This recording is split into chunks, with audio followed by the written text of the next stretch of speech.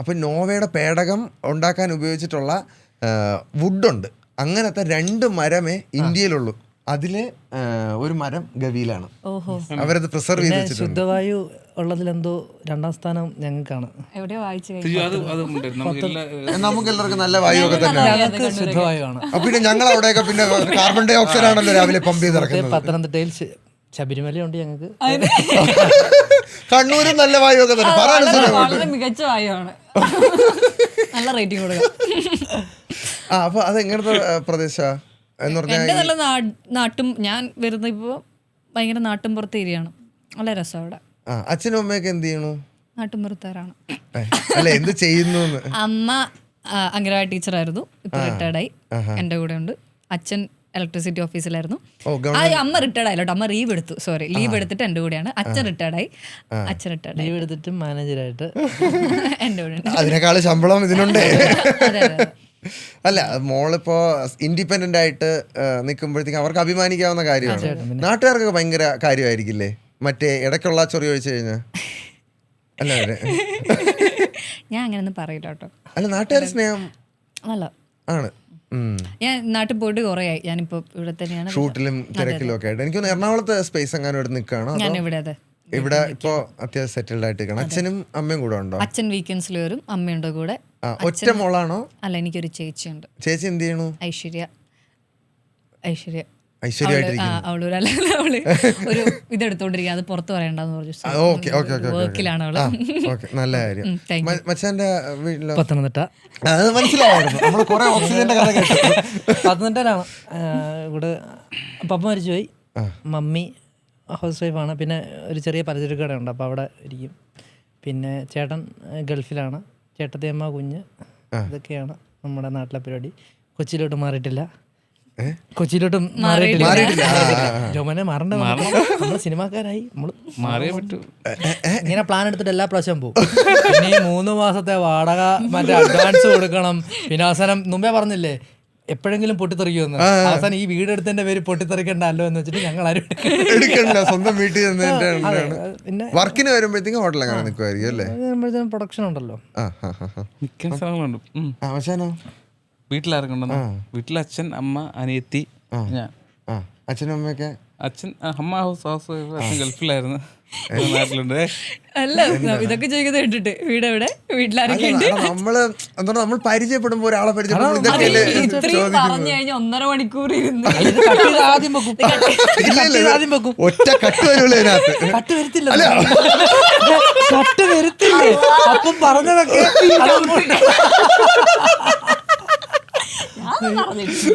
ഞാനെന്താ പറഞ്ഞു? ഇത് ഞങ്ങളുടെ ഒരു പ്രാങ്ക് ഷോ ആയിരുന്നു.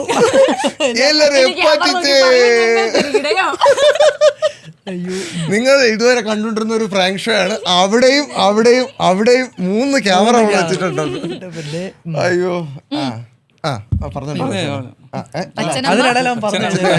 അമ്മ, അനിയത്തി, അമ്മ ഹൗസ് വൈഫാണ്. അച്ഛൻ ഗൾഫിലായിരുന്നു, ഇപ്പം വീട്ടിലുണ്ട്. ജോമൻ ഇപ്പം മാമനായി, ഇപ്പൊ റീസെന്റ്. കൺഗ്രാറ്റുലേഷൻസ്.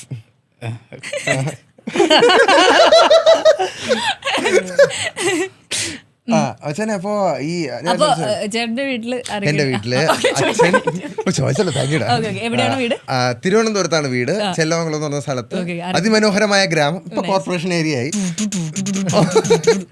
അച്ഛൻ, അമ്മ, അച്ഛന്റെ അമ്മ, അച്ഛന്റെ കുഞ്ഞമ്മ, ഞാൻ. 5 പേര്. ഞങ്ങൾ 5 പേര്. അപ്പോ ഒരു ചെറിയൊരു കുടുംബം, ഒരു ചെറിയൊരു വീട്, നാട്ടും പ്രദേശമാണ്. സിബ്ലിങ്സ്? ഞാൻ ഒരാളേ ഉള്ളൂ. ഒറ്റ മോനെ.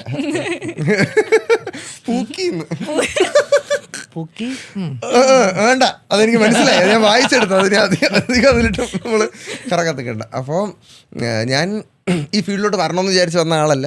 ആക്സിഡൻ്റലി ഒരു വ്ളോഗറായ ഒരു മനുഷ്യനാണ്.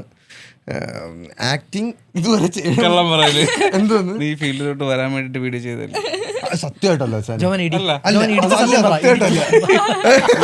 ഞാൻ വീഡിയോ ചെയ്യുന്നതിന് മുമ്പ് ഇവരൊക്കെ വീഡിയോ കാണാറുണ്ടായിരുന്നു. കുളം പറ്റിക്കുന്ന വീഡിയോ. ഞാൻ ആദ്യമായിട്ട് വീഡിയോ ചെയ്യുന്നത് 2017. അന്ന് കേരളത്തിൽ വ്ളോഗിങ് എന്ന് പറഞ്ഞൊരു സാധനം ഇല്ല. ആദ്യമായിട്ട് എനിക്കൊരു 99 സബ്സ്ക്രൈബറൊക്കെ ആയ സമയത്താണ് Indian international film festival IFFK IFFK. Indian film festival of Kerala. അപ്പോൾ അന്ന് അവിടെ ചെന്ന് ഞാനൊരു എന്തെങ്കിലും കോൺട്രവേഴ്സി എടുത്താലല്ലേ നമുക്ക് വ്യൂ കയറുള്ളൂ, കാരണം ഒന്നും കയറണില്ല. അപ്പോൾ ഞാൻ എന്തെന്നറിയോ, എന്നാൽ പിന്നെ വെർജിനിറ്റി ബിഫോർ മാരേജ് ഇതിനെക്കുറിച്ചുള്ള അഭിപ്രായം എല്ലായിടത്തും ചോദിക്കാമെന്ന്. അന്ന് 2017 ഏറുന്നൊരു സാധനമേ അന്നില്ല. അപ്പോൾ ഈ ഒരു ടോപ്പിക്ക് എടുത്തുകൊണ്ട് ഞാനിങ്ങനെ പോവുകയാണ്. അപ്പോൾ ഇതിന് ആൻസർ ചെയ്യാൻ ഗട്ട്സുള്ള ആൾക്കാർ ഈ ഫിലിം ഫെസ്റ്റിവലിനൊക്കെ വരുന്നവർ മാത്രമേ ഉള്ളൂ. അങ്ങനെ അവിടെ ചെന്നപ്പോൾ ബീന പോള് മാം അവിടെ നിൽക്കുകയായിരുന്നു. അപ്പോൾ ഞാനവിടെ ചെന്നിട്ട് മാം എനിക്കൊരു ക്വസ്റ്റ്യൻ ചോദിക്കുകയാണ്, ഞാൻ ഒരു യൂട്യൂബർ ആണെന്ന് പറഞ്ഞു. മാം നോക്കിയിട്ട് യൂട്യൂബറാ അതെന്താ പറഞ്ഞു, അത് യൂട്യൂബിൽ വീഡിയോ ഇടുന്ന ആൾക്കാരെ ഞങ്ങൾ തന്നെ യൂട്യൂബേഴ്സ് എന്നാണ് വിളിക്കുന്നത്. അങ്ങനെ ഒരു സ്ഥലത്തുനിന്ന് ഇപ്പോൾ യൂട്യൂബർ എന്ന് പറഞ്ഞു കഴിഞ്ഞാൽ ഒരു റെക്കഗ്നീഷൻ വരുന്ന ഒരു സ്പോട്ടിലോട്ടുള്ളൊരു യാത്ര ഉണ്ടോ, 8 വർഷത്തെ ഒരു യാത്ര. അത് വല്ലാത്ത ഒരു യാത്രയാണ്. കാരണം ഇപ്പോൾ ആൾക്കാർ ഇതൊരു റെക്കഗ്നൈസ്ഡ് മീഡിയ ആക്കി മാറ്റി. അതെ. അപ്പോൾ അന്നൊന്നും ഇതൊരു കരിയറായി ഓപ്ഷനായിട്ടില്ല വെച്ചാനെ. അന്ന് എനിക്കൊരു ബിസിനസ് ഉണ്ടായിരുന്നു, ഒരു കാർപ്പറ്റ് എക്സ്പോർട്ടർ ആയിരുന്നു ഞാൻ. ഒരു ഹോബിക്ക് സൈഡിൽ തുടങ്ങിയതാണ് ഈ വ്ളോഗിങ് എന്ന് പറഞ്ഞ സാധനം. പക്ഷെ ഒരു 2 മിനിറ്റ് 3 മിനിറ്റ് അപ്പോൾ കൊള്ളാം, ഒരു രസമുണ്ട് സാധനമൊക്കെ. ചെണ്ട പഠിക്കാൻ പോകുന്നു, ചായ കുടിക്കാൻ പോകുന്നു, ആറ്റിച്ചാടുന്നു, കുളത്തിൽ ചാടുന്നു, മീൻ പിടിക്കുന്നു, കൂട്ടുകാരൊക്കെ ആയിട്ടുള്ള കറക്കം, ഇതൊക്കെ ഭയങ്കര രസമുള്ള സാധനം നമ്മൾ. അപ്പോൾ ഇത് ഇട്ട് തുടങ്ങിയപ്പോൾ ഇത് ഇഷ്ടപ്പെടുന്ന കുറേ ആൾക്കാരുണ്ട്. കാരണം എല്ലാ ഫ്രണ്ട് സർക്കിളിൽ നടക്കുന്ന കാര്യങ്ങളാണ് ഇതൊക്കെ. വേറൊരാളുടെ അത് കാണുമ്പോൾ അവർക്കൊരു അട്രാക്ഷൻ. അങ്ങനെ ഇതങ്ങ് കയറിപ്പോയതാടാ. അങ്ങനെ പോയത് ഇപ്പോൾ 7 വർഷം 8 വർഷം കഴിഞ്ഞിട്ട് നമ്മൾ ഇവിടെ ഇരുന്നൊരു പോഡ്കാസ്റ്റ് എടുക്കുന്നു. ഇത് ഇപ്പോൾ ഏറ്റവും ലേറ്റസ്റ്റ് ആയിട്ട് ഇപ്പോൾ ആൾക്കാരുടെ മനസ്സിലോട്ട് ഇടം പിടിക്കാൻ പോകുന്ന ഒരു സാധനമാണ് പോഡ്കാസ്റ്റ്. പോഡ്കാസ്റ്റിംഗ് കൾച്ചറാണ് ഇനി വരാൻ പോകുന്നത്. അമേരിക്കയിൽ ഡേറ്റ പ്രകാരം കഴിഞ്ഞ ഒരു 2-3 വർഷത്തിനകം 10,000 പോഡ്കാസ്റ്റാണ് ലോഞ്ചായിട്ടുള്ളത്. കാരണം അവിടെ എല്ലാ സാധനങ്ങളും ലോഞ്ചായി ഒരു 5, 6, 7 വർഷം ഡിഫറൻസിലാണ് ഇവിടെ അത് പോപ്പുലറൈസ് ആവുന്നത്. അപ്പോൾ 2020 ഞാൻ തുടങ്ങാൻ നേരത്തെ അതായിരുന്നു എൻ്റെ മനസ്സിലുള്ളത്. കാരണം പോഡ്കാസ്റ്റ് എന്ന് പറഞ്ഞൊരു സാധനം എന്തായാലും ഇവിടെ വരും. അപ്പോൾ എന്തുകൊണ്ട് നമുക്ക് ആദ്യം തുടങ്ങിക്കൂടാ? ആദ്യത്തെ ലൈഫ് സ്റ്റൈൽ പോഡ്കാസ്റ്റും ഞാൻ തുടങ്ങി, അന്ന് ആദ്യത്തെ ലൈഫ് സ്റ്റൈൽ വ്ളോഗും ഞാൻ തുടങ്ങി.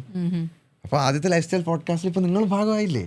അല്ല, ആദ്യത്തെ അല്ല, ഇതിപ്പോൾ എൻ്റെ 2ാമത്തതാണ്. ഒറ്റയ്ക്ക് ഇരുന്ന് തള്ളുക, ഏകദേശം 2 മിനിറ്റ് ആയിട്ടിരുന്ന എന്റെ ചിറ കൊടിച്ച ഞാനൊരു സന്തോഷത്തിന് പറഞ്ഞ ജെന്യൂൻ ആയിട്ടുള്ള ഇൻട്രസ്റ്റോടുകൂടി കേട്ടോണ്ടിരിക്കണമെന്ന് വിചാരിച്ചതാണ്. അല്ല, പറഞ്ഞ സത്യമാണ്. അല്ല, അത് ഭയങ്കര നമ്മൾ ചില ആൾക്കാരുണ്ടല്ലോ ഹിറ്റായ ഒരു പരിപാടിയുടെ ഭാഗമാവും. നിങ്ങളൊക്കെ ഇത് തുടങ്ങി അത് കൊണ്ടുവന്നത് ഹിറ്റാക്കിയ ആൾക്കാരാണ്. ഇപ്പൊ പല ആൾക്കാരും തുടങ്ങുന്നത് ഇത് കണ്ടിട്ടത്. നിങ്ങൾ തുടങ്ങിയ സമയത്ത് നിങ്ങൾക്ക് ചിലപ്പം റെഫർ ചെയ്യാൻ പോലും ആരും ഇല്ലായിരുന്നാണ്. നിങ്ങൾ ചിലപ്പോൾ കണ്ടിട്ടുള്ള എവിടൊക്കെയോ ഉള്ള ഏതെങ്കിലും വീഡിയോ കണ്ടിട്ടാണ് തുടങ്ങുന്നത്. ഇപ്പൊ ആൾക്കാര് ഇപ്പൊ ഇതാണ് ട്രെൻഡ്, എന്നാൽ ഇത് പിടിച്ചേക്കാം, അങ്ങനെ തുടങ്ങുന്ന ആൾക്കാരും ഉണ്ട്. പക്ഷെ നിങ്ങളൊക്കെ ഒന്നുമില്ലാതെ വേറെ ഏതോ രാജ്യത്ത് നിന്നുള്ള സാധനം ഇങ്ങനെ പരിപാടി ഉണ്ട്, അത് കണ്ടെത്തി തുടങ്ങുക എന്നുള്ളത് അത് കൂടുതലാണ്. താങ്ക് യു മച്ചാനെ. എന്റെ ചിറ കൊടിച്ചു കളഞ്ഞടാ, ഞാൻ ഒരു ഫ്ലോയിൽ വരരുത്. ആണല്ലേ, നമ്മളിങ്ങനെ വളർന്നു വരുന്ന കാണുമ്പോഴത്തേക്ക് അത് എത്രയൊക്കെ പൊങ്ങിയാതെ. കല്യാണം എന്ന് പറഞ്ഞ ജൂലൈ. നിങ്ങളെല്ലാരും വിളിയും കേട്ടോ, വരണം. അനുസരിച്ച് ഇവിടെ ഉണ്ടെങ്കിൽ ഫ്രീ ആണെങ്കിൽ എന്തായാലും തീർച്ചയായിട്ടും പറഞ്ഞിട്ട്. എറണാകുളത്ത് വെച്ച് എല്ലാവർക്കും കൂടെ ചേർത്തൊരു ഫംഗ്ഷൻ നടത്തുന്നുണ്ട്. നമുക്ക് ഇവിടെ ഉള്ള ഇൻഫ്ലുവൻസേഴ്സിനെയും നമ്മുടെ സെലിബ്രിറ്റീസിനെയും ഒക്കെ കൂടി ചേർത്തൊരു ഫംഗ്ഷൻ. കാരണം രണ്ടും കൂടെ നാട്ടുകാരെയും ഇവരെയും കൂടെ എല്ലാം കൂടെ ചേർത്ത് നമ്മുടെ കയ്യിൽ നിൽക്കില്ല ചിലപ്പം. കാരണം നമ്മുടെ അവിടെയൊക്കെ ഒരു കല്യാണം എന്നൊക്കെ പറഞ്ഞു കഴിഞ്ഞാൽ വിളിച്ചു കഴിഞ്ഞാൽ കുടുംബം മൊത്തത്തിൽ എത്തും അവിടെ. അപ്പൊ 10, 2,000, 3,000 പേര് വരുമ്പോൾ അതിൻ്റെ ഇടയിൽ ഇവരും കൂടെ വന്നു കഴിഞ്ഞാലേ കയ്യിൽ നിന്ന് പോകും. അപ്പൊ അതുകൊണ്ട് ഞാൻ വിചാരിച്ച് 2 ഫംഗ്ഷനായിട്ട് നടത്താം. നാട്ടിലൊരു റിസപ്ഷൻ, ഇവിടെ എറണാകുളത്തെ റിസപ്ഷൻ. അപ്പൊ ഇവിടെ നമുക്ക് വേണ്ടപ്പെട്ട ആൾക്കാരെയൊക്കെ വിളിച്ചിട്ട് വരൂല്ലേ സെറ്റ് നമുക്ക് പൊളിക്കണം. നിന്റെ കല്യാണം അങ്ങനെ മതി. പക്ഷേ കല്യാണ പ്ലാൻ എന്തെങ്കിലും ആയിട്ടില്ല.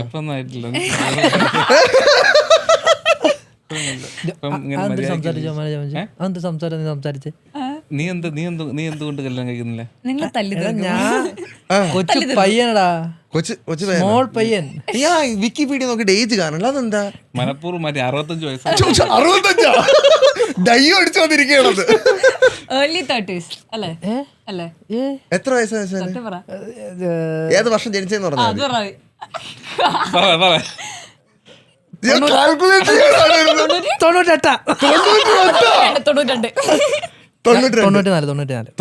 എന്നെക്കാലം ഒരു 12/9/94 94 അതുല്യ പ്രതിഭ 94 തന്നെയാണോ? സീരിയസ്ലി, അതായത് 30 വയസ്സായി. അല്ലേ ഞാൻ പറഞ്ഞു വെളിയിൽ 30s. എനിക്ക് 35 വിക്കിപീഡിയ കാണിച്ചത്. 33 വയസ്സായി. 35 അപ്പം വിക്കിപീഡിയ തെറ്റാണ് അങ്ങനെയാണെങ്കിൽ. ആണോ? ജോമോൻ 31. 31 അവന് വിക്കിപീഡിയ തള്ളതാണോ? വിക്കിപീഡിയ 35 ഞാൻ ഇപ്പൊ കാണിച്ചു തരാം. കാണിച്ചു തന്നതാ. ചുമ്മാ കാണിയിൽ അച്ചടക്കം ചുമ്മാ പ്രശ്നം ഉണ്ടാക്കും. വിക്കിപീഡിയക്കാരോട് അടിയെന്നൊക്കെ 93 മാർച്ച് 16. അവനാണ് കാണിച്ചു തന്നിട്ട് എന്റെ നൻപനായ അസിസ്റ്റന്റ്. അവനെ സൂക്ഷിക്കണമല്ലോ.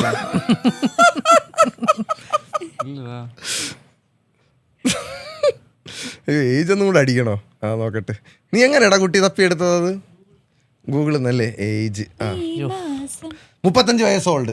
35 വയസ്സ് 1988. He's currently 35 years old. അത് സത്യമാണ്. അവൻ നിഷേധിക്കാൻ ശ്രമിക്കും. സത്യമാണ്.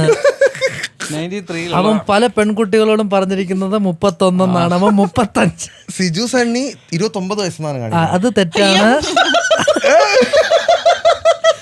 ഞാൻ മുമ്പേ പറഞ്ഞത് തെറ്റാണ്. ഇപ്പൊ പറഞ്ഞതാണ് ശരി. 29. അനശ്വര രാജൻ ഏജ് കൂടെ അടിച്ചു നോക്കാമല്ലോ. എന്തായാലും ഇത്രയും വന്നല്ലേ? ആണോ? 22 years. 23 അല്ലേ? 22. ഇപ്പൊ 23 ആവുകയുള്ളൂ. ഓക്കെ. അത് മാറ്റാൻ എന്ത് ചെയ്യണം? അത് മാറ്റാൻ ഈ വിക്കിപീഡിയക്ക് ഒരു ക്രെഡിറ്റ് സിസ്റ്റം ആണോ ശാനെ? ഇത് ഒരുപാട് വർക്ക് ചെയ്യുന്നവർക്ക് ക്രെഡിറ്റ് ആഡ് ഓൺ ആയിക്കൊണ്ടിരിക്കും. അപ്പൊ അവര് കറക്റ്റ് ചെയ്യുമ്പോഴത്തേക്കും അവരുടെ ക്രെഡിറ്റ് പോയിന്റ്സ് അനുസരിച്ചാണ് ഈ സാധനം റെക്ടിഫൈ ആവുന്നത്. അപ്പോൾ നമ്മൾ കറക്റ്റ് ചെയ്യണമെങ്കിൽ നേരത്തെ നമ്മുടെ ഇട്ട ആളിനേക്കാളും ക്രെഡിറ്റ് ഉള്ള ഒരാളെ കൊണ്ട് ഇത് ചെയ്യിക്കണം. അവന്മാരെ പൈസ വാങ്ങിക്കും. കറക്റ്റ് ചെയ്യണം നല്ലതായിരിക്കും കേട്ടോ. കാരണം ഞാൻ 35 ഞാൻ ആലോചിച്ചു, അപ്പൊ എന്നെക്കാളും പ്രായമുള്ള നാളെ കണ്ടോണം. 25 ജോമോന്റെ പ്രൊഫൈൽ. ജോമോൻ പൈസ അങ്ങോട്ട് കൊടുത്ത് ലക്ഷങ്ങൾ കൊടുത്ത് 25 ആക്കുവാണ്. ഏജിലൊക്കെ എന്തിരിക്കുന്നത്? പിന്നെ ഇതിനാണ് നീ തിരുത്തണമെന്ന് പറഞ്ഞത്? എനിക്ക് പ്രശ്നമില്ല, എന്റെ ഏജ് കറക്റ്റ് ആണ്. 28. എനിക്ക് 31. എനിക്ക് നമ്മള് രണ്ട് സെയിം ഏജ് ആണ്. 93 അല്ലേ? ദീപയുടെ കസിനാണോ? അയ്യോ, ഞങ്ങളുടെ കൂട്ടുകാരിയായിരുന്നു. സ്കൂളിൽ നമ്മൾ ഒന്നിച്ച് പഠിച്ചതാണ്. അവളിപ്പോ കാനഡയില്. പഠിച്ചതൊക്കെ എവിടെ അനശ്വര? കണ്ണൂര്.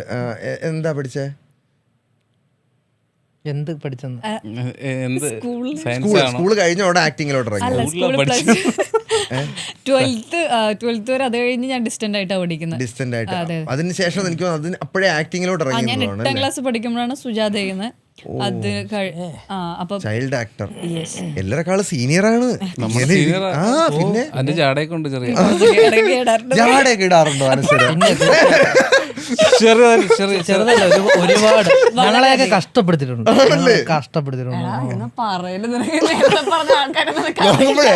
അനശ്വര ഫ്ലൂട്ടോയുടെ സൈഡിൽ കൂടെ മറ്റേ അനാറൊക്കെ ഉണ്ട്. അനാറൊക്കെ പൊഴിച്ചിട്ടിരുന്ന് ഒറ്റക്കിരുന്ന് ബ്ലഡ് കൂടാനാ. നമുക്ക് ചോര നീരുവപ്പൊന്നും ഇല്ലായിരിക്കും. നമുക്കതൊന്നും കൂടണ്ടായിരിക്കും. 1 കിലോയൊക്കെ ഇങ്ങനെ സ്പൂണിലിട്ട് അത് പല പ്രാവശ്യം ഞാനിങ്ങനെ പല പ്രാവശ്യം ഇങ്ങനെ നോക്കുമ്പോൾ ആൾക്കാർ ആയിരിക്കും ഞാൻ അനശ്വര വായി നോക്കും. സത്യത്തിൽ ഞാൻ അനാറ് കഴിക്കുന്നതാണ് നോക്കുന്നത്. കുറച്ച് എവിടെ നിന്ന് കിട്ടാൻ. ഇത് നേരെ തിരിച്ചൊന്ന ഫൈസി, ഇത് തിരിച്ചൊന്ന് ആലോചിച്ച് നോക്കിയേ. എങ്ങനെ അനാറിന്റെ തലയിൽ വെച്ച് കൊടുത്തതല്ലേ? അതല്ല, സീരിയസ്ലി പറഞ്ഞ എന്തോ എപ്പോഴും ചോര ബ്ലഡ് കൂടാനാ. അല്ല, തരത്തില്ലെന്ന് പറഞ്ഞ കണ്ടോ? സത്യം തുപ്പുന്നത് കണ്ടോ? സത്യം തുപ്പുന്നു കണ്ടില്ലേ? ഇതാണ് കറക്റ്റ് കാര്യം. ഞാൻ ഇവരൊന്നും കാണാറില്ല ശരിക്കും സെറ്റിലത്. കാണത്തില്ല. എന്താണ്? ഞങ്ങളൊന്നും കാണത്തില്ല. എന്താണ്? അനാറി മുങ്ങി നിൽക്കുകയാണ്. അല്ല, അതാ കണ്ണിൽ മറ്റേ സ്റ്റാർസ് മാത്രമേ. നമ്മളെയൊക്കെ ആര് കാണാനില്ല? ജോമോനെ ഞാൻ ജോമോനെ കാണും, ജോമോൻ എന്നെ കാണും. അത്രേ ഉള്ളു ഞങ്ങൾക്ക്. കണ്ടു അയ്യോ, ഞാൻ ആ സമയത്ത് ഞാൻ എന്റെ ക്യാരക്ടറിനെ മാത്രമേ കാണുള്ളൂ. 25 ടേക്കിന്റെ കാര്യം പറഞ്ഞില്ലേ? ആ ക്യാരക്ടർ 25ാമത്തെ ടേക്കിലാണത് റെഡിയായില്ല. പിന്നെ ഡബിൽ അത് റെഡിയാക്കിയത്. ഇതൊക്കെ പറഞ്ഞിട്ട് പടം ചെയ്തോ? എനിക്കറിയത്തില്ല. സിജുവിലെ ഷോട്ട് നടക്കണല്ലേ വീട്ടിലവിടെ വെച്ച സമയങ്ങൾ. അത് അകത്തുനിന്ന് ക്യാമറ